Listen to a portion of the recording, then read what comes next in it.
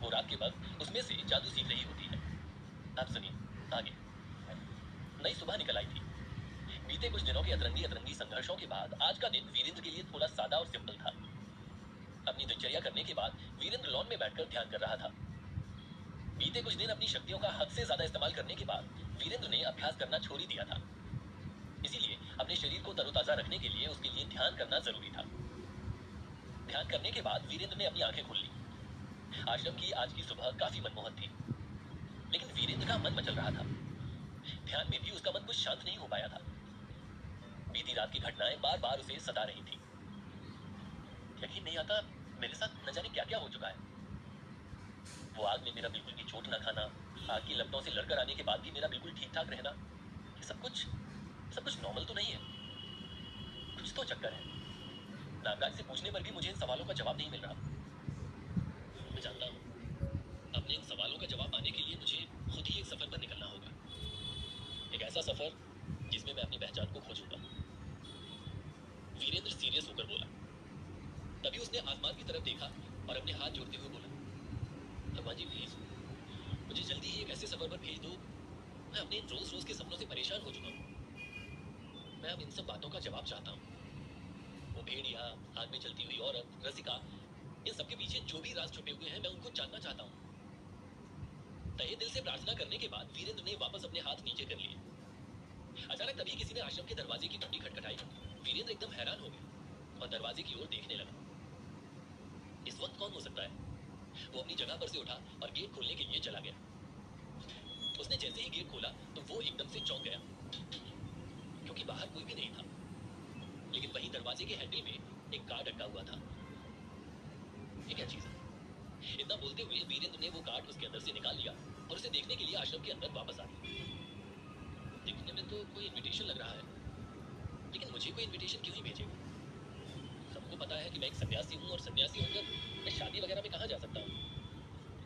वीरेंद्र ने उस कार्ड को उलट पलट कर देखा और उसके बाद वो कार्ड खोल लिया। साल की सबसे बड़ी सरस्वती पूजा। वीरेंद्र ने जैसे ही कार्ड का टाइटल पढ़ा तो वो अपने आप पर ही हंसने लगा। मैं भी कितना बेवकूफ हूँ, इसको किसी की शादी का कार्ड समझ रहा था। मैं तो एक सन्यासी हूँ, मुझे कोई शादी या पार्टी का कार्ड थोड़ी ना आएंगे। मुझे तो ऐसे ही पूजा के कार्ड आएंगे। वीरेंद्र बोला। तभी उसने कार्ड आगे बढ़ा। अमृतसर पंजाब। और ये क्या? ये पूजा परसों ही है, मतलब मेरे पास सिर्फ एक दिन का टाइम है। वीरेंद्र एकदम शॉक रह गया। मंदिर के आचार्य श्रीधर ने आपको आमंत्रित किया है अपने मंदिर की सबसे बड़ी सरस्वती पूजा में। वीरेंद्र ने जैसे ही उस मंदिर का नाम पढ़ा तो उसकी आंखें एकदम बड़ी बड़ी हो गई। परम पूज्य मंदिर, मैंने इसका नाम बहुत सुना है। ये तो भारत के बहुत बड़े और महान मंदिरों में से एक है। वीरेंद्र के चेहरे पर एक बड़ी सी मुस्कुराहट आ गई। यकीन नहीं आता मुझे इतने बड़े मंदिर की तरफ से आमंत्रण आया है। ये कोई मामूली इनविटेशन नहीं था। वीरेंद्र जानता था कि उसके गुरु जगत गुरु को भी ऐसे इनविटेशंस नहीं आते थे। इसीलिए वीरेंद्र को अचीवमेंट सी महसूस हो रही थी। इतनी कम उम्र और इतने टफ टाइम में उसको इतनी बड़ी जगह से इनविटेशन आना काफी बड़ी बात थी। यस, इसका मतलब साधारण लोगों के साथ साथ ऐसी बड़ी बड़ी हस्तियां भी मुझे कुछ ना कुछ मानने लगी हैं। और साथ में ये इस आश्रम से बाहर निकलने का इनविटेशन है। मैंने अभी अभी तो ऊपर वाले से सफर के लिए दुआ करी थी और 2 मिनट में कबूल भी होगी। काश मैं कुछ और ही मांग लेता। वीरेंद्र को लालच होने लगी। तभी वो अपने बेड पर खुशी के मारे लेट गया और पंखे की तरफ देखते हुए बोला, मुझे पक्का यकीन है उस बेवकूफ श्रवण को तो इनविटेशन आया भी नहीं होगा। आचार्य श्रीधर का इनविटेशन इस बार मैं वहां नहीं जाऊंगा। मैं उनके यहाँ जा जाकर तंग आ गया हूँ। पता नहीं क्यों हर साल मुझे इनवाइट कर देते हैं। श्रवण ने सरस्वती पूजा वाला इनविटेशन पढ़ते हुए कहा। तभी उसका एक चेला हंसने लगा और बोला, मालिक तंग तो आप हो चुके होंगे, लेकिन इस बार की पूजा में एक अलग ट्विस्ट है। मैं आपको दावे के साथ कह सकता हूँ कि इस बार की पूजा में आप बिल्कुल भी तंग नहीं होने वाले। ये सुनकर श्रवण एकदम से चौंक गया और उसकी शक्ल देखने लगा। मतलब तुम कहना क्या चाहते हो, साफ साफ बोलो। तभी उसके चेले ने अपनी आंखें टटेरते हुए कहा, आपके साथ साथ पहली बार लंगड़ा आश्रम के चहीते सन्यासी वीरेंद्र को भी न्योता मिला है। इसका मतलब वो भी पूजा में जाएंगे। ये सुनकर श्रवण की आंखें एकदम बाहर आ गई और वो अपने चेहरे पर खुजाते हुए बोला, अच्छा जी, तो वीरेंद्र की इतनी हैसियत हो गई, कितने बड़े बड़े मंदिर से उसको न्योता आ रहा है। हाँ, खबर बिल्कुल पक्की है। मैं अभी वही देख कर आ रहा हूँ। वीरेंद्र तो खुशी के मारे पागल हो रहे हैं। तभी श्रवण ने निखारते हुए कहा, होगा भी क्यों नहीं खुशबू, हाँ? उस जैसे बेवकूफ के लिए तो ये बहुत बड़ी अपॉर्चुनिटी होगी। पहली बार जो जा रहा है ऐसी किसी जगह पर, वो मूर्ख तो अब तक इस गांव से बाहर ही नहीं गया होगा। इतना कहने के बाद श्रवण किसी सोच में पड़ गया और अपने चेले से बोला, एक काम करो, तुम मेरे साथ जाने की तैयारी करो। इस बार भी मैं वहां जरूर जाऊं, बल्कि थोड़ी तैयारी के साथ जाऊं, क्योंकि इस बार वहां पर बहुत मजा आने वाला है। मेरा सबसे बड़ा दुश्मन नहीं नहीं नहीं, मेरा प्यारा दोस्त वीरेंद्र वहां पहुंचेगा, तो उसकी नाक में दम करने के लिए कोई तो होना चाहिए ना वहां पर। तभी इस बात पर श्रवण के चेले ने अपना सिर हिला और वो श्रवण की बात का मान रखते हुए काम पर लग गया। वीरेंद्र यादव, मैं तेरी बैंड बजाने के लिए अमृतसर आने वाला हूँ। श्रवण ने अपनी टांग पर टांग रखते हुए कहा, क्या हुआ वीर, अगर तुझे अपने फोन में ही लगे रहना था तो मुझे बुलाना ही नहीं चाहिए था। अनिल ने इरिटेट होकर कहा, रुक जा यार, 2 मिनट रुक जा। वीरेंद्र ने इतना कहा और दोबारा अपने फोन से किसी का कॉल ट्राई करने लगा। अरे यार क्यों नहीं उठा रही है, कब से ट्राई कर रहा हूँ। अरे बता तो सही, किसे कॉल कर रहा है, मेरे फोन से कर ले, मेरे नेटवर्क नहीं आ रहे होंगे। नहीं, नेटवर्क वाली बात नहीं है, कॉल जा रही है, लेकिन वो उठा ही नहीं रही है।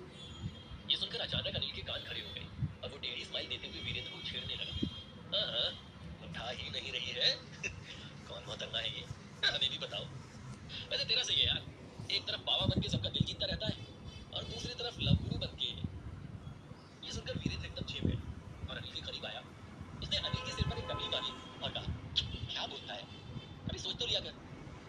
तेरे भाई की किस्मत इतनी अच्छी कहाँ कि उसे कोई मोहतरमा मिले। ये सुनकर अनिल का चेहरा उतर गया और वो मुंह टेढ़ा करके बोला, हाँ वैसे ये भी सच है, अपनी तरफ देख तो सही, एक सन्यासी बनकर तूने देख अपना क्या हाल कर दिया है, बस ये दुशाला ओढ़े घूमता रहता है। वीरेंद्र ने अनिल को बस एक लुक दे दिया और वो वापस कॉल पर कॉल ट्राई करने लगा। अरे बता तो सही यार, कौन है ये, किसको कॉल कर रहा है तू। तभी वीरेंद्र ने इरिटेट होकर अपना फोन साइड में फेंक दिया और कहा, शिवानी को और किसको। अनिल के माथे पर बल पड़ गए और वो बोला, क्या शिवानी, ये कौन सी नई मुर्गी है, हा? अनिल हंसने लगा, मुर्गी नहीं, दोस्त समझ ले। आश्रम आई थी एक बार तो मैंने उसकी काफी मदद की थी, इसलिए तब से हमने सोचा था कि एक दूसरे के टच में रहेंगे। यार हमारे बीच में ना एक अजीब सा कनेक्शन भी है। काफी दिन हो गए लेकिन आज मुझे इससे कुछ काम था तो सोचा कॉल करके बात करूं, लेकिन बंदी कॉल ही नहीं उठा रही, पता नहीं कहां पर है। तभी इस बात पर अनिल अपना सिर हिलाने लगा और उसके बाद बोला, अच्छा अब मुझे तो बता कि तूने आज फिर से क्यों बुलाया। तभी वीरेंद्र के चेहरे पर एक बड़ी सी स्माइल आ गई और वो एक्साइटेड होकर बोला, अब एक सेकंड रुक, ले ये देख। वीरेंद्र ने साइड वाली टेबल पर से पूजा वाला इनविटेशन उठाया और अनिल को दिखाने लगा। अनिल ने वो फटाफट खोला और पढ़ते हुए कहा, अरे वाह। वीरेंद्र खुशी के मारे अपने दांत दिखाने लगा, सही है यार, तेरा तो बड़ा नामजाम हो रहा है, क्या बात है, हमारा लड़का फेमस हो गया है? लेकिन तू अमृतसर जाएगा कैसे, नहीं मतलब वहां के बारे में तो मुझे भी कुछ नहीं पता। वैसे मैं गांव से इधर उधर शहर जाता रहता हूँ, लेकिन कभी अमृतसर जाने का मौका नहीं पड़ा। तभी वीरेंद्र परेशान होकर बोला, वही तो यार, तभी तो मैं शिवानी को कॉल कर रहा था।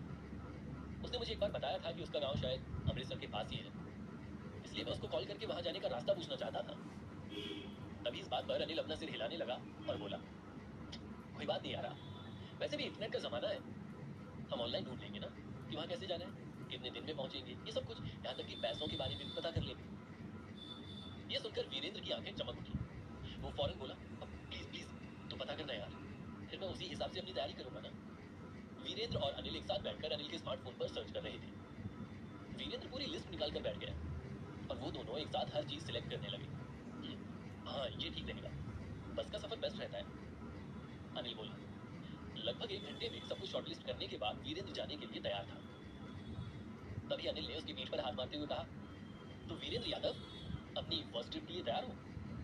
वीरेंद्र ने मुस्कुराते हुए कहा, बिल्कुल, मैं पहली बार पहाड़ों से बाहर जा रहा हूँ, थोड़ा डर भी है, पता नहीं पहाड़ों के बाहर की दुनिया कैसी होगी। तभी अनिल हंसने लगा और बोला, पागल, पहाड़ों के बाहर की दुनिया बहुत अलग होती है और अच्छी भी। शहर में काफी कुछ चीजें होती हैं जो हमें यहाँ नहीं मिल सकती, जैसे शहर में कई सारी सुंदर सुंदर लड़कियां भी होती हैं। इस बात पर वीरेंद्र और अनिल एक साथ बहुत जोर जोर से हंसने लगे। अच्छा बेबी, अब समझ आया कि तू हर महीने शहर क्यों भाग जाता है, इसी चीज के लिए ना, वीरेंद्र ने मजाक में कहा। हाँ तो और क्या, मैंने तो शहर में तेरे लिए कई सारी भाभियों को भी देख रखा है, सबकी फोटोज भेज दूंगा, तू सिलेक्ट करके बता दियो कौन सी वाली अच्छी है, फिर मैं उसी से शादी करूंगा। हैं? वीरेंद्र अनिल की बातों पर पेट पकड़ पकड़ कर हंस रहा था। वीरेंद्र शहर जाने के लिए तो तैयार था, लेकिन वो अभी शिवानी से मिलने के लिए आतुर था। लेकिन शिवानी का एक बार भी न तो कॉल लगा और न ही उसने वीरेंद्र को पलटकर कॉल किया।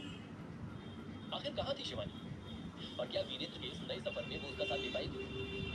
क्या वीरेंद्र पहली बार आश्रम के बाहर अपनी ट्रिप को सक्सेसफुल बना पाएगा? क्या श्रवण फिर से अमृतसर जाने की ट्रिप पर वीरेंद्र के लिए कोई नई मुसीबत खड़ी करेगा?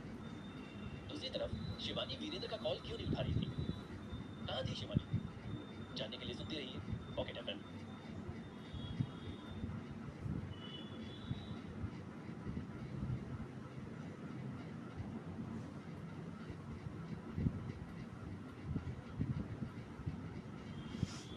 पिछले एपिसोड में आपने सुना कि वीरेंद्र और श्रवण दोनों को अमृतसर के बहुत बड़े मंदिर से सरस्वती पूजा का आमंत्रण आता है।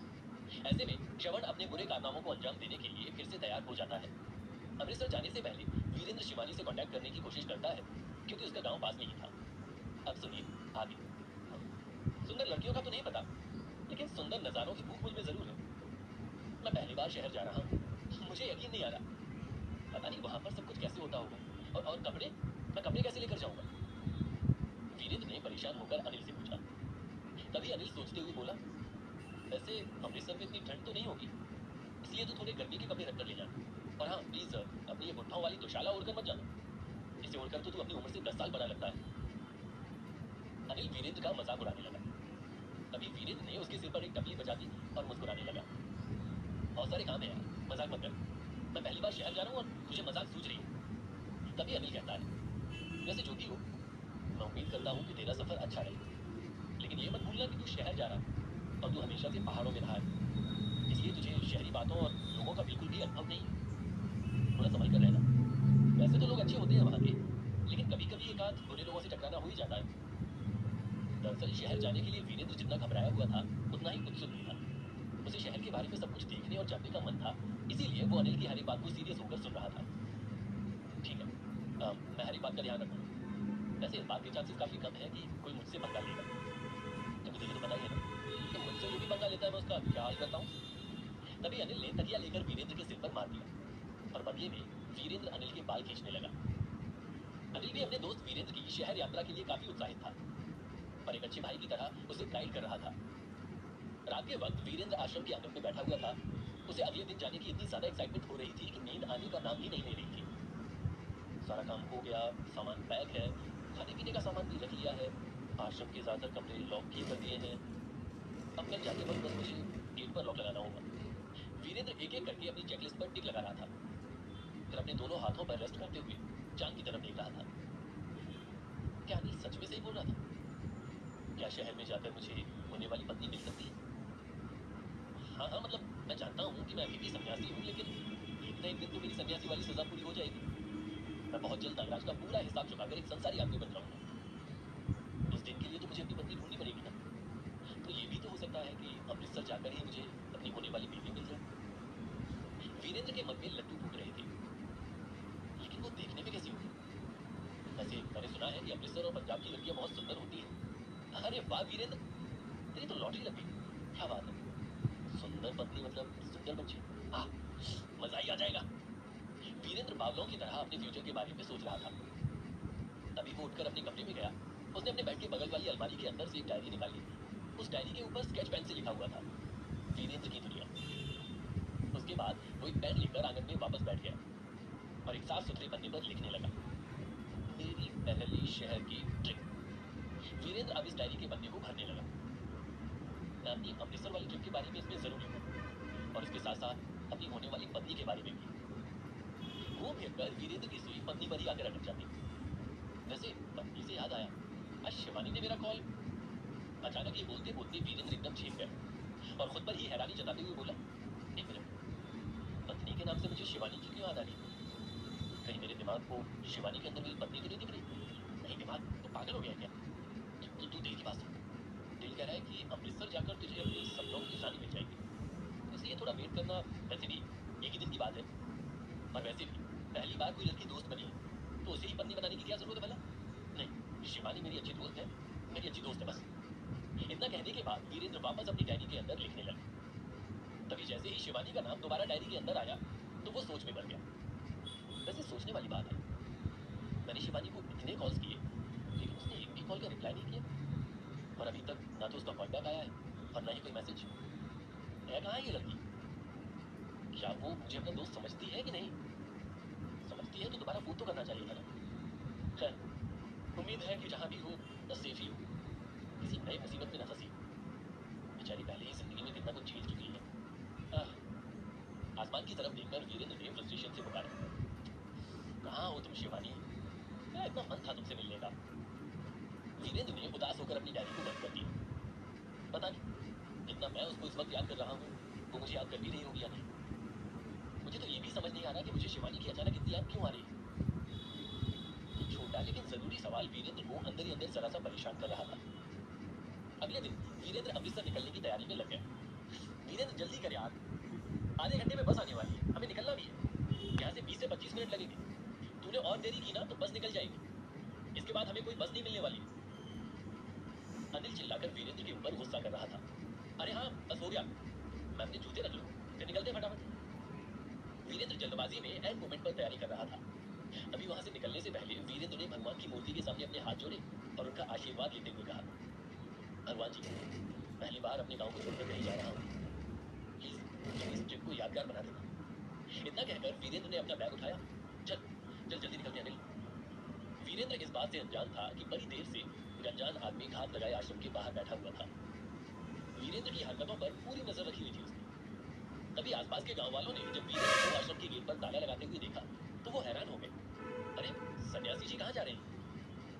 तभी वीरेंद्र ने एकदम खुश होकर कहा, बहुत बड़ी जगह जा रहा हूँ, मुझे बहुत बड़े मंदिर से निमंत्रण आया है पूजा के लिए, बस वही के लिए निकल रहा हूँ। तभी गांव वाले ये सुनकर हैरत जताने लगते हैं, क्या बात है सन्यासी जी, आप तो बड़े फेमस हो गए। उन्होंने काम भी तो ऐसे किए हैं कि अब ज्यादा से ज्यादा लोग उनके बारे में जानने लगे। मुझे तो उनके लिए बहुत खुशी महसूस होती है। चल चल जल्दी चलते हैं। तभी अनिल वीरेंद्र को अपने साथ बाइक पर बिठाकर बस स्टॉप के लिए निकल गया। वीरेंद्र के आखिरकार वहां से निकल जाने के बाद वो अनजान आदमी अपनी छुपने की जगह से बाहर आया और आश्रम के पास आकर खड़ा हो गया।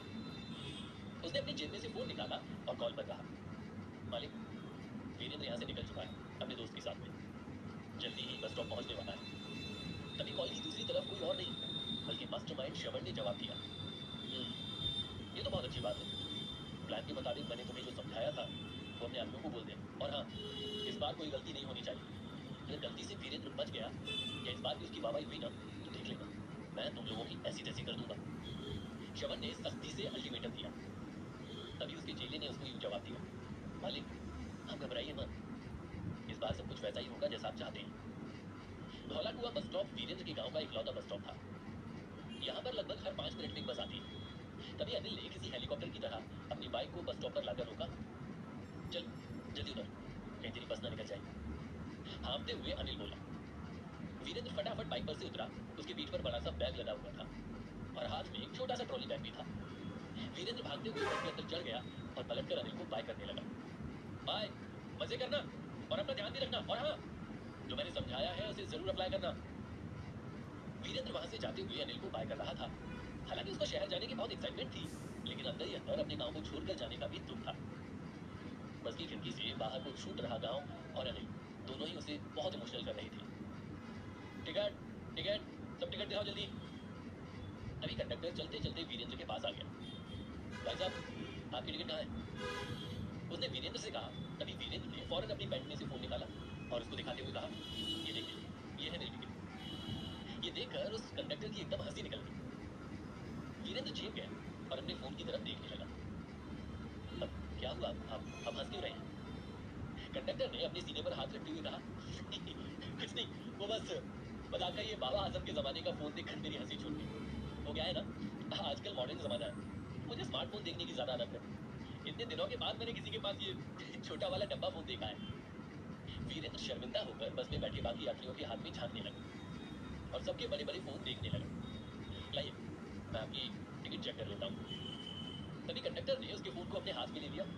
ठीक है, आप इस वाली सीट पर बैठ जाइए। वीरेंद्र अपना सामान ऊपर रखकर उस सीट पर आराम से बैठ गया जो उसे कंडक्टर ने बताई थी। उसे खिड़की वाली सीट मिली थी, इसीलिए ताजी ताजी हवा उसके चेहरे को छूकर गुजर रही थी। वैसे अनिल ने ठीक कहा था, बाहर की दुनिया सच में बड़ी अजीब है। मुझे क्या क्या होगा मेरे साथ। वीरेंद्र ने वापस अपना फोन खोल लिया और कॉल लॉग में जाकर उसकी नजर सीधा शिवानी के नंबर पर ही पड़ी। नया दिन, नई सुबह, अब कॉल करके देखता हूँ, शायद शिवानी से बात हो जाए। वीरेंद्र ने फटाफट उसका नंबर डायल किया, लेकिन तब भी फोन 2-4 बार बजता रहा, पर शिवानी ने उसका कॉल नहीं उठाया। 2-3 बार कोशिश करने के बाद भी वीरेंद्र को जब कोई रिस्पॉन्स नहीं मिला, तभी वीरेंद्र गुस्से के मारे अपनी मुट्ठियां भींचने लगा। ये लड़की अब मेरा पेशेंस टेस्ट कर रही है। कहाँ है ये और किस हालत में है? इस बारे में सोच सोच कर दिमाग खराब हो रहा है। पता नहीं अमृतसर जाकर पूजा पर फोकस कर भी पाऊंगा या नहीं। वीरेंद्र को शिवानी की बहुत फिक्र हो रही थी, लेकिन उसके बारे में सोचने के अलावा उसके पास और कोई भी चारा नहीं था। शिवानी से मिलने के लिए वीरेंद्र का दिल बेकरार हो रहा था, लेकिन शायद किस्मत को कुछ और ही मंजूर था। पता नहीं शिवानी कहाँ थी, पता नहीं अब वीरेंद्र का उससे मिलना कभी हो भी पाएगा या नहीं। वीरेंद्र के दिल में न जाने कोई टीस सी उठ रही थी ये सोचकर। बस ने अच्छा खासा सफर तय कर लिया था। सोते जागते हुए, खाते पीते हुए वीरेंद्र के कुछ घंटे बस के अंदर बीत गए थे। वहीं वीरेंद्र के बगल वाली सीट अभी भी खाली थी, और बस में कुछ देर बाद ही कुछ नए लोग भी जुड़ रहे थे, जिनमें कुछ बहुत ही सुंदर सुंदर लड़कियां भी थी।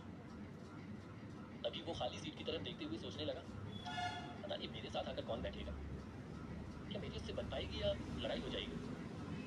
काश वो कोई सुंदर लड़की, अगर वो मेरी होने वाली पत्नी निकली तो तब तो मजा ही आ जाएगा। कौन आकर बैठने वाला था वीरेंद्र की बगल वाली सीट पर, और क्या वीरेंद्र को शिवानी का पता चल जाएगा? जानने के लिए सुनते रहिए पॉकेट एफएम। पिछले एपिसोड में आपने सुना कि वीरेंद्र आश्रम से अपनी बस पकड़ने के लिए निकल जाता है। वहीं श्रवण का आदमी भी वीरेंद्र के खिलाफ कोई नया कारनामा करने के लिए उस पर नजर रखता है। बस में वीरेंद्र फिर से शिवानी को कांटेक्ट करने की कोशिश करता है, लेकिन अब भी वो उसका फोन नहीं उठाती है। अब सुनिए आगे। शिवानी को याद करते करते ही वीरेंद्र का अब तक का सफर गुजर रहा था, पर बदकिस्मती से उसकी बगल वाली सीट अब भी खाली थी। तभी वीरेंद्र इधर उधर नजर घुमाकर बस में बैठे हुए और लोगों को देखने लगा। ज्यादातर लोग शहरी थे, इसीलिए किसी को किसी से मतलब नहीं था। किसी के कान में हेडफोन्स लगे हुए थे तो किसी के कान में ईयरफोन्स। कोई शांति से कोई किताब पढ़कर अपना वक्त गुजार रहा था, तो कोई फोन पर अपने लवर से बात करके अपना टाइम पास कर रहा था। सबको देखने के बाद वीरेंद्र वापस सामने देखने लगा। उसके बाद खिड़की पर हाथ टिकाते हुए अपने आप से बोला, सही है सबका, सबके पास कोई ना कोई है, कुछ ना कुछ करने के लिए है। बस एक मैं ही हूँ अकेला, न कुछ करने के लिए है मेरे पास और न ही बात करने के लिए कोई अपना। वीरेंद्र अपने सिंगल होने पर अफसोस कर रहा था। शहर में आकर जैसे ही अकेलेपन की फीलिंग और भी बढ़ गई थी वीरेंद्र के मन में। दोस्त अपनी जगह होते हैं, अनिल मेरे लिए कितना ही करेगा। हर वक्त मैं उसी से बात करता रहता हूँ, उसको आश्रम बुलाता रहता हूँ, लेकिन उसके अलावा भी तो कोई मेरी लाइफ में होना चाहिए ना, कोई अपना, एक लाइफ पार्टनर। ये सोच सोचकर वीरेंद्र अपना मुंह टेढ़ा कर रहा था। अचानक तभी उसकी नजर अपनी बगल वाली रो की तरफ गई। उस रो की दूसरे नंबर की सीट पर एक लड़की बैठी हुई थी। वीरेंद्र की नजरें उसके ऊपर टिक गई। उस लड़की का चेहरा तो वीरेंद्र को नजर नहीं आ रहा था, क्योंकि उसने मास्क पहन रखा था, लेकिन दिखने में वो लड़की अच्छी खासी लग रही थी। गांव की तो नहीं थी, वो लड़की प्रॉपर शहर की लग रही थी। उसको जानने से पहले ही वीरेंद्र का दिल उसके ऊपर आने लगा, और वो उसे देखकर बस स्माइल कर रहा था। वो उसकी तरफ एक आंतरिक खिंचाव महसूस कर रहा था। एक लाइफ पार्टनर, हाँ, शायद इस लड़की की तरह कोई हो जो मुझे भी अपना माने। वीरेंद्र उस लड़की से अपनी ड्रीम गर्ल को कंपेयर करने लगा, लेकिन नहीं, मेरी लाइफ पार्टनर के बाल इतने छोटे नहीं, मुझे तो लंबे बाल पसंद है, काले घने लंबे बाल। तभी अपने मन में ख्याली पुलाव बनाते बनाते और उस लड़की की खूबसूरती को निहारते निहारते वीरेंद्र की नजर उसकी किताब की तरफ चली गई। वो लड़की बड़ी ही शिद्दत से किताब पढ़ रही थी। वीरेंद्र अपनी नजरें इधर उधर करके उसका टाइटल पढ़ना चाह रहा था, लेकिन पढ़ नहीं पा रहा था। क्या यार, देख ही नहीं रहा। वीरेंद्र बहकावे में आकर कुछ भी बोल रहा था। अचानक तभी बस रुक गई और कंडक्टर चिल्लाने लगा, टिकड़ी आ गई, टिकड़ी आ गई, जिसको भी यहाँ पर उतरना है उतर जाओ। अचानक तभी वो लड़की अपना सामान समेटने लगी और वीरेंद्र का दिल एकदम टूट गया। अरे नहीं यार, ये तो अभी से ही उतर रही है, इतना लंबा सफर कैसे कटेगा मेरा। एक ढंग की लड़की दिखी थी, वो भी मुझे छोड़कर जा रही है। कोई नहीं रुकता मेरी जिंदगी में, सब छोड़कर चले जाते हैं। वीरेंद्र उदास होने लगा। जैसे ही वो लड़की अपनी सीट से उठकर आई, वीरेंद्र उसका चेहरा देखने के लिए आतुर हो उठा। वो लड़की सच में काफी स्मार्ट थी, लेकिन दिलफेक नहीं थी। उसने एक बार भी वीरेंद्र से आई कांटेक्ट नहीं किया और सीधा अपना सामान लेकर निकलने लगी।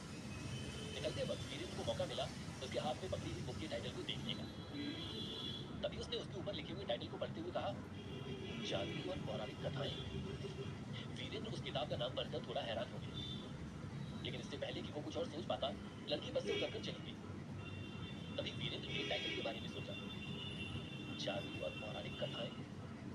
सुनकर लग रहा है कि जैसे ये किताब जादू टोने के ऊपर होगी। तभी वीरेंद्र ने पॉकेट के अंदर से अपना फोन निकाला। हालांकि उसका कीपैड वाला फोन छोटा सा और पुराना सा था, लेकिन अनिल ने वीरेंद्र को उसके अंदर पूरी दुनिया भर की चीजें देखना सिखाया था। फिर इंटरनेट पर वीरेंद्र ने उस किताब का टाइटल डाला और उसके बारे में खोज की। जादू और पौराणिक कथाएं एक ऐसी किताब है जिसके अंदर जादू से जुड़ी हुई बहुत सारी तकनीक है, लेकिन ये किताब ऐसी वैसी नहीं है। इस किताब के अंदर शैतानी जादू के बारे में लिखा हुआ है। ये जादू सिर्फ साल में कुछ ही दिनों सीखा जा सकता है, जैसे कि अमावस्या की रात को। ये सब पढ़ने के बाद वीरेंद्र के होश उड़ गए। वो पीछे पलटकर बस के बाहर देखने लगा। वो देखना चाहता था कि वो लड़की अभी भी रोड की साइड में खड़ी हुई है या जा चुकी है, लेकिन बस के बाहर वो लड़की वीरेंद्र को कहीं भी नजर नहीं आई। ये भगवान, कितनी खतरनाक लड़की थी वो, कितनी भयंकर किताब पढ़ रही थी। कहीं वो कोई जादूगरनी तो नहीं थी, या फिर चुड़ैल उड़ैल। वीरेंद्र घबरा कर इन बातों के बारे में सोचने लगा। अरे अब तिगड़ी निकल गया क्या? अचानक तभी बस में एक आदमी घबरा कर उठा। हाँ भाई, कब का निकल गया? तुम्हें अब होश आ रहा है? कंडक्टर बोला। अरे मुझे बिल्कुल भी एहसास नहीं हुआ, मैं अपने फोन में गाने सुन रहा था और कोई भी नहीं उतरा ना तिगड़ी पर, तो मुझे याद ही नहीं रहा। इस बात पर कंडक्टर मुंह बनाने लगा और बोला, अच्छा, मतलब कोई भी नहीं उतरेगा तो आप भी नहीं उतरेंगे बस से? नहीं, वो किसी को उतरते हुए देखते हैं तो हमें भी याद आ जाता है ना कि हमें भी उतरना था, इसलिए। वो आदमी एम्बेरस होकर बोला। उन दोनों के बीच की बात सुनकर किसी को झटका लगा हो या नहीं, लेकिन वीरेंद्र को बहुत बड़ा झटका लगा था। कंडक्टर ने अभी अभी कहा कि तिगड़ी पर कोई भी नहीं उतरा था, लेकिन वो लड़की तो तिगड़ी पर ही उतरी थी। तभी वीरेंद्र ने कंडक्टर को पूछा, अरे भाई साहब, तिगड़ी पर एक लड़की उतरी तो थी ना? ये सुनकर वो कंडक्टर गंदा सा मुंह बनाने लगा और बोला, कौन सी लड़की भाई साहब? कोई नहीं उतरा तिगड़ी पर। वैसे भी तिगड़ी के बहुत ही कम यात्री होते हैं और इस बस में तो वो चढ़ते भी नहीं है, इसलिए वहां कोई नहीं उतरता। ये सुनकर वीरेंद्र को बहुत बड़ा शौक लगा, लेकिन वो सबके सामने अपने इस झटके को जाहिर नहीं कर सकता था। इसीलिए अब वो घबरा कर सुन्न होकर अपनी सीट में बैठ गया। एक मिनट, इसका मतलब वो लड़की लोगों को दिखाई ही नहीं दे रही थी। वो लड़की सिर्फ मुझे दिखाई दे रही थी। वीरेंद्र को जब इस बात का एहसास हुआ तो उसके पैरों तले जमीन खिसक गई। वीरेंद्र के माथे पर से पसीने छूटने लगे, उसके हाथ पांव ठंडे पड़ने लगे और उसका चेहरा लाल हो गया। ऐसा कैसे हो सकता है? क्या वो कोई आत्मा थी या फिर शैतानी दुनिया की कोई बहुत ही शक्तिशाली जादूगरनी? लेकिन वो किसी और को नजर क्यों नहीं आ रही थी? क्या उसका मुझसे कोई नाता है? ये भगवान, किसी जादूगरनी का भला मुझसे क्या नाता हो सकता है? इतना सब कुछ बताया अनिल ने, लेकिन एक बार भी ये नहीं कहा कि शहर में मुझे ऐसी लड़कियां भी मिलेंगी। कुछ देर तक तो वीरेंद्र को ये बात एक्सेप्ट करने में ही लग गई। वो बार बार घबरा कर उस लड़की की सीट की ओर देख रहा था। कभी खिड़की की ओर देख रहा था तो कभी बस के दरवाजे की ओर। कहीं वो लड़की वापस ना आ जाए, कहीं उसने मेरे ऊपर कोई जादू तो नहीं कर दिया। नहीं नहीं, मुझे बर्बाद नहीं होना। वीरेंद्र के साथ इस खतरनाक घटना के बाद उसकी बहुत ज्यादा फट रही थी, इसलिए उसने अपने बैग के अंदर से रुद्राक्ष माला निकाली और भगवान का नाम याद करके उसे जपने लगा। बस में सफर करते करते शाम हो गई थी, लेकिन अंधेरा अभी भी नहीं हुआ था। आसमान में थोड़ी बहुत रोशनी थी, इसीलिए रोड पर गुजर रहे इंसानों को आसानी से देखा जा सकता था। वीरेंद्र के दिमाग से वो लड़की अभी भी नहीं निकल रही थी, लेकिन तब भी वो इधर उधर देखकर खुद को डिस्ट्रैक्ट करने की कोशिश कर रहा था। अचानक तभी एक पैसेंजर ने कहा, अरे ये बस के सामने कौन लड़की खड़ी हुई है? अरे देखो, बीच सड़क में कोई है। वीरेंद्र का ध्यान लोगों की बातों पर गया। जब उसने खिड़की के बाहर देखा तो सच में बस के आगे बीच रास्ते पर एक लड़की खड़ी होकर उस बस को रोकना चाह रही थी। एक पल को तो वीरेंद्र को डर लगा कि कहीं जादू तो नहीं है। लेकिन ये लड़की दूर से कुछ अलग सी दिख रही थी। अचानक ड्राइवर ने बस के ब्रेक लगाए और ब्रेक इतनी जोर का लगा कि वीरेंद्र अपनी सामने वाली सीट पर जाकर टकरा गया और उसके सिर में चोट लग गई। अरे मैडम, ये क्या तरीका है बस को रोकने का? ऐसे रोकता है क्या कोई? अगर आपको यहाँ पर चोट लग जाती तो? कंडक्टर ने गुस्सा करते हुए कहा, चोट लग जाए तो लग जाए, लेकिन इस वक्त मेरे लिए बस को रोकना बहुत जरूरी था, वरना मुझे फिर सीधा कल सुबह वाली बस मिलती। तभी उस लड़की की कड़क आवाज वीरेंद्र के कानों तक गई। वो आवाज वीरेंद्र को कुछ जानी पहचानी लग रही थी, इसीलिए वो उस लड़की का चेहरा देखने के लिए बेचैन हो गया। अच्छा ठीक है ना भैया, आप हमसे थोड़े पैसे एक्स्ट्रा ले लीजिएगा, लेकिन अब हमें सीट दीजिए, हम इतना लंबा सफर खड़े होकर नहीं तय कर सकते। ये आवाज ये आवाज कुछ जानी पहचानी सी है। कौन है ये लड़की? वीरेंद्र बेकरार था उस लड़की को देखने के लिए। खिड़की के बाहर से वीरेंद्र को बस उस लड़की का दुपट्टा नजर आ रहा था जो कि हवा में लहरा रहा था। उसके दुपट्टे को देखकर ही वीरेंद्र मुस्कुराने लगा। तभी बस के अंदर जैसे ही वो लड़की चढ़ी, वीरेंद्र को उसका चेहरा नजर आ गया। वीरेंद्र उसको देखता का देखता रह गया। कहाँ है भैया सीट, कहाँ बैठेंगे हम? वो लड़की बोली। तभी कंडक्टर ने फौरन वीरेंद्र को देखते हुए कहा, अरे मैं भी क्यों उतना सोच रहा हूँ, आप यहीं बैठ जाइए इन भाई साहब के पास, वैसे भी ये पिछले 6 घंटे से अकेले बैठे हुए हैं। तभी उस लड़की ने स्माइल करते हुए वीरेंद्र की तरफ देखा और उसकी भी आंखें चौंक गई। वीरेंद्र तुम? उस लड़की ने एक्साइटमेंट में कहा। वीरेंद्र भी एकदम खुश हो गया और अपनी सीट पर से उठते हुए बोला, शिवानी तुम यहाँ पर? वो लड़की कोई और नहीं बल्कि शिवानी थी, जिससे मिलने के लिए वीरेंद्र बेचैन हो रहा था। लेकिन शिवानी का वीरेंद्र को ऐसे बस में मिलना ये काफी अजीब था। हटिए भैया, अब आप कुछ मत कीजिए, इनसे तो हम खुद ही बात कर लेंगे। तभी शिवानी खुश होते हुए वीरेंद्र के पास आई और सीट पर बैठते हुए बोली, वीरेंद्र तुम यहाँ पर क्या कर रहे हो? वैसे इतने टाइम के बाद मिलकर बहुत अच्छा लगा। वीरेंद्र भी स्माइल कर रहा था और बोला, मुझे भी, लेकिन तुम यहाँ से कहाँ जा रही हो? तभी शिवानी अपना बैग रखते हुए बोली, कितनी गर्मी है यहाँ पर, माय गॉड मेरा तो दिमाग ही खराब हो गया। 10 किलोमीटर पैदल चलकर आई हूँ। कैब वाले ने मुझे बहुत पीछे उतार दिया था। उसको मैंने बस स्टॉप का ही एड्रेस बोला था, लेकिन नहीं, भाई साहब को सुनना ही नहीं है। पहले तो वो खो गए, फिर 1 घंटा मुझे एक ही जगह पर घुमाते रहे, उसके बाद 10 किलोमीटर पीछे उतार दिए। उसके बावजूद भी मैं उसको पूरे के पूरे पैसे देकर आई। कसम से अगर ये मेरा गाँव होता ना तो 1 रुपया नहीं देती मैं। शिवानी की इतनी बकबक सुनकर वीरेंद्र की हंसी छूट गई और वो खिलखिलाते हुए हंसने लगा। शिवानी एकदम हैरान हो गई और उसकी शक्ल देखते हुए बोली, ओ हेलो, तुम्हें हंसी किस बात पर आ रही है? एक तो मेरे साथ इतना बुरा हुआ, मुझे इतना पैदल चलना पड़ा, ऊपर से इन हील्स में तो मेरे पैर ही टूट गए। बाय गॉड, गलती कर दी मैंने इन्हें पहनकर। तभी शिवानी ने अपनी 6 इंच वाली हील्स उतारी और उनको सीट के नीचे रख दिया। अच्छा अब तो मुझे बताओ कि तुम यहाँ पर क्या कर रही थी? तभी शिवानी ने अपने हाथ बांधते हुए कहा, मैं अपने गाँव जा रही थी, इसलिए यहाँ से बस पकड़ी। लेकिन सन्यासी वीरेंद्र, तुमसे एक बस में मुलाकात होने की उम्मीद मुझे बिल्कुल भी नहीं थी। तुम बताओ तुम कहाँ जा रहे हो? तभी वीरेंद्र ने हल्के से मुस्कुराकर कहा, मैं तो सरस्वती पूजा के लिए जा रहा हूँ, अमृतसर। ये कहते हुए न जाने क्यों और कैसे शिवानी और वीरेंद्र की आंखें एक दूसरे से एकदम जुड़ गई और दोनों ही एक दूसरे से नजरें नहीं हटा पाए। वो दोनों शर्म हया भूलकर एक दूसरे को बस देखते हुए रह गए, जैसे कोई बहुत पुराना लगाव हो दोनों का एक दूसरे से। शिवानी से मिलने के बाद अब कैसा गुजरेगा वीरेंद्र का सफर? क्या वीरेंद्र शिवानी को पसंद करने लगेगा? क्या उन दोनों के बीच की दोस्ती एक कदम आगे बढ़ जाएगी? वहीं दूसरी तरफ वो अनजान लड़की कौन थी जो जादू वाली किताब पढ़ रही थी, और वो सिर्फ वीरेंद्र को ही क्यों नजर आ रही थी? जानने के लिए सुनते रहिए पॉकेट एफएम। डियर लिसनर, अगला एपिसोड इस कहानी का आज का आखिरी फ्री एपिसोड होगा।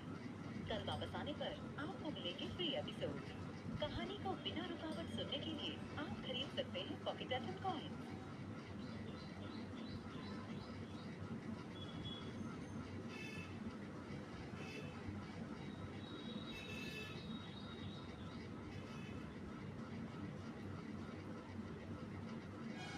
पिछले एपिसोड में आपने सुना कि बस में सफर करते हुए वीरेंद्र की नजर एक जादू की किताब पढ़ने वाली लड़की के ऊपर पड़ती है, लेकिन जल्द ही वीरेंद्र को यह समझ में आता है कि वो लड़की सिर्फ उसी को नजर आ रही थी। इसके बाद वीरेंद्र चौंक जाता है जब बस के अंदर शिवानी चढ़ती है। अब सुनिए आगे।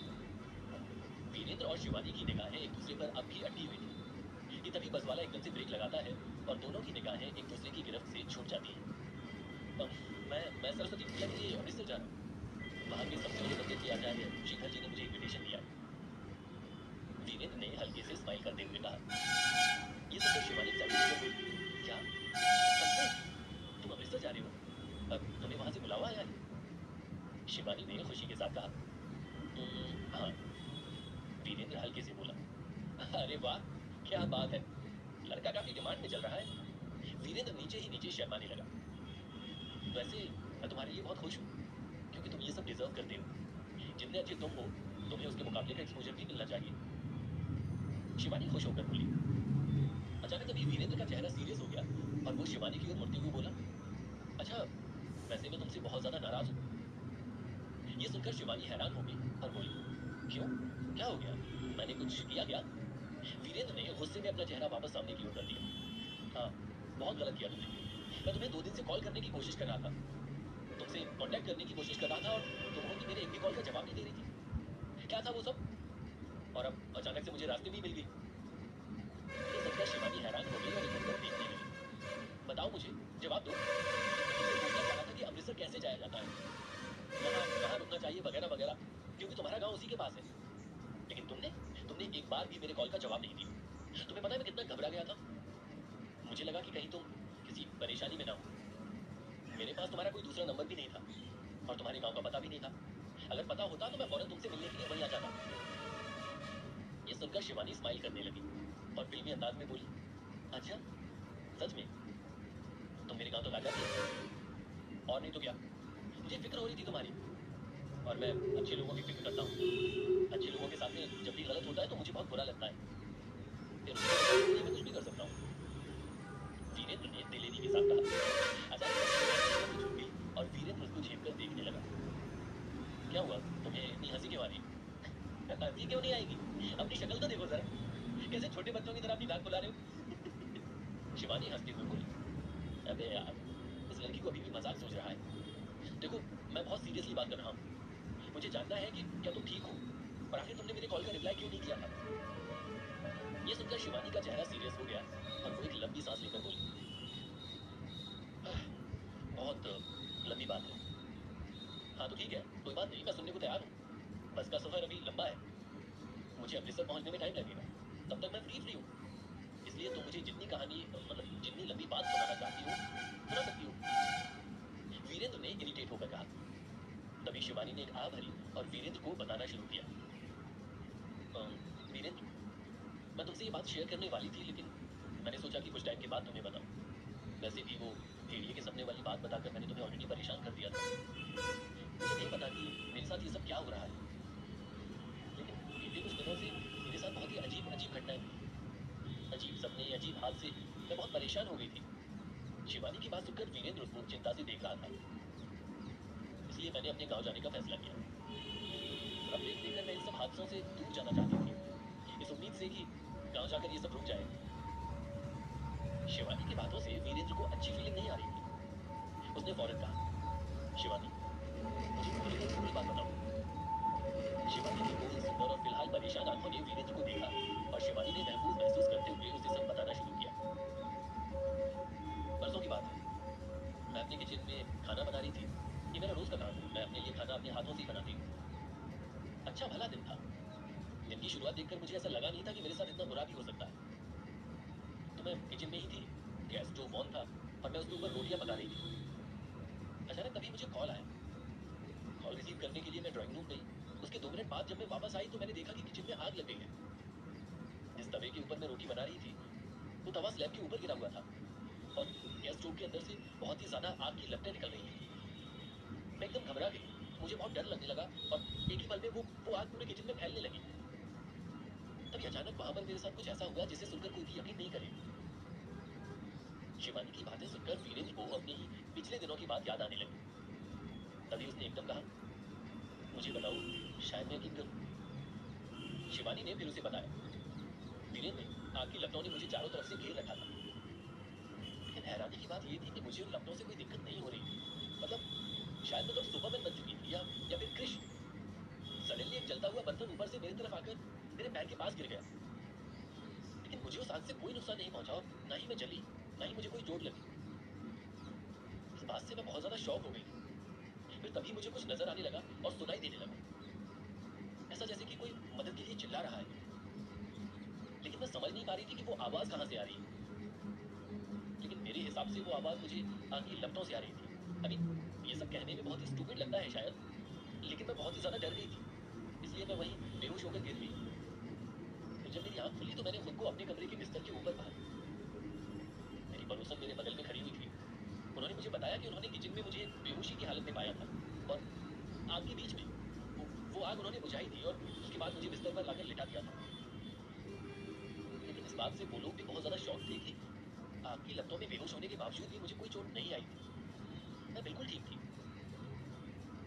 इतना कहकर शिवानी शांत हो गई और शिवानी का पूरा इंसिडेंट सुनने के बाद वीरेंद्र के होश उड़ गए, क्योंकि ये बिल्कुल उसी तरीके का हादसा था जैसा उसके साथ गांव के उस जलते हुए घर में हुआ था, उन बूढ़े दादाजी को बचाते वक्त। मैं इस इंसिडेंट के बात इतनी ज्यादा अफेक्ट हो चुकी थी कि मेरा किसी से बात करने का मन नहीं कर रहा था। इसलिए मैंने तुम्हारा नंबर भी ब्लॉक कर दिया था ताकि मैं तुमसे कोई बात ना कर सकूं। वरना अगर मैं तुमसे बात करती तो इन सब चीजों के बारे में जरूर बताती। वीरेंद्र शॉक्ड था। उसे समझ नहीं आ रहा था कि वो कैसे रिएक्ट करे। वीरेंद्र, क्या हुआ? तुम इतने ज्यादा हैरान क्यों? क्या तुम मुझे पागल समझ रहे हो? देखा, मैंने कहा था ना, तुम इस बात से बहुत ज्यादा परेशान हो जाओगे। मुझे तुम्हें ये सब नहीं बताना चाहिए था। शिवानी शर्मिंदगी महसूस करने लगी। नहीं शिवानी, ऐसी बात नहीं है। तुमने मुझे परेशान नहीं किया, बल्कि मुझे हैरत इस बात पर हो रही है कि हम दोनों के साथ एक जैसी घटना कैसे हो सकती है। ये सुनकर शिवानी चौंक गई और वीरेंद्र की शक्ल देखने लगी। हाँ, ये बात सच है। पहले तो वो भेड़िए वाला सपना, जिस दिन तुमने मुझे मैसेज किया था, उसके एक रात पहले मुझे भी वैसा ही एक सपना आया था। एक भेड़िए और बच्चे का सपना। और फिर कुछ दिनों पहले हमारे गांव में भी आग लग गई थी। और मैं जब एक दादाजी को बचाने के लिए उनके घर गया तो मुझे किसी के चीखने चिल्लाने की आवाजें सुनाई दी। वो भी आग में से एक औरत जो कमरे में बंद थी, लेकिन उसके मुलाजिम उसको बचा नहीं पा रहे थे और उसको मालकिन मालकिन कहकर पुकार रहे थे। और वो औरत बोल रही थी कि उसकी कहानी अगले जन्म में जरूर पूरी होगी। इससे पहले कि वीरेंद्र अपनी बात पूरी कर पाता, शिवानी ने ही सब कुछ कह डाला। हाँ, यही सब, बिल्कुल यही सब हुआ था। तुम्हारे साथ भी यही सब हुआ है। लेकिन कैसे? दो अलग अलग लोगों के सपने एक जैसे कैसे हो सकते हैं? वीरेंद्र ने हैरान होकर कहा। तभी शिवानी सीरियस टोन में बोली, दोनों एक दूसरे से जुड़े तभी हो सकते हैं जब उनका पहले से कोई नाता रहा हो या फिर आगे आने वाली जिंदगी में उनको एक साथ कुछ बहुत बड़ा करना हो। ये सब सुनकर वीरेंद्र एकदम चौंक गया और ऊपर से नीचे तक शिवानी को देखने लगा। पता नहीं, मुझे कुछ समझ नहीं आ रहा। क्या ये सब कुछ कोइंसिडेंस है या फिर हम दोनों का सच में कोई रिलेशन है? लेकिन रिलेशन कैसे हो सकता है? हम दोनों तो इतने अलग हैं, पहले कभी मिले भी नहीं थे। तो वीरेंद्र ने कंफ्यूजन में कहा।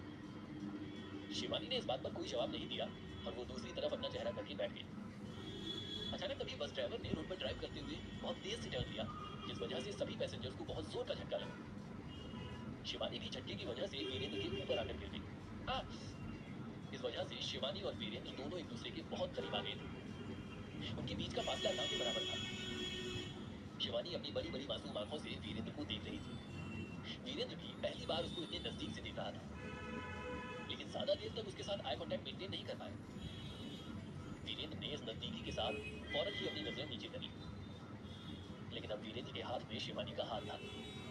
उसे आगे वाली सीट से कोई चोट न पहुंचे, इसलिए वीरेंद्र ने उसको पकड़ लिया था। शिवानी की छुअन से वीरेंद्र को कुछ अलग सा महसूस हो रहा था।